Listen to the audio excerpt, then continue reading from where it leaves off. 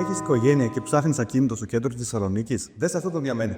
Βρισκόμαστε στην καρδιά του κέντρου, αλλά όχι στη Βαβούρα. Είμαστε δίπλα στην Αγίου Δημητρίου, σε ένα διαμέρισμα 88 τετραγωνικών, σε τέταρτο όροφο, ψηλό, πάρα πολύ φωτεινό. Μιλάμε για πλήρης ανακαίνιση στα πάντα. Διαθέτει όλες τις βασικές ηλεκτρικές συσκευές, όπως πλυντήριο πιάτων, φούρνο μικροκυμάτων, φούρνο, ψυγείο και ό,τι άλλο μπορεί να χρειαστούμε. Είναι όλο καλεσθέας τεχνολογίας. Εδώ βρισκόμαστε στην κυρίως πυροβατοκάμαρα, την πιο μεγάλη, η οποία είναι πάρα πολύ άνετη με τη θυσμένη ντουλάπα και φυσικά μπαλκόνι. Συνεχίζοντας, βρισκόμαστε στο δεύτερο υποδωμάτιο, το οποίο επίσης είναι ένα άνετο υποδωμάτιο, με μια ωραία μεγάλη άνετη ντουλάπα. Όλοι οι χώροι διαθέτουν μπρίζες ίντερνετ, τηλεόρασης και ένα στοιχείο το οποίο δεν θα συναντήσουμε στα περισσότερα διαμέρισματα του κέντρου της πόλης.